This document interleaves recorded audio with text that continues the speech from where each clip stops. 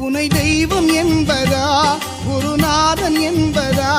என்னை பார்த்து பார்த்து வளர்ப்பதனால் அன்னை என்பதா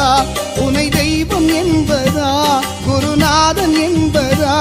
என்னை பார்த்து பார்த்து வளர்ப்பதனால் அன்னை என்பதா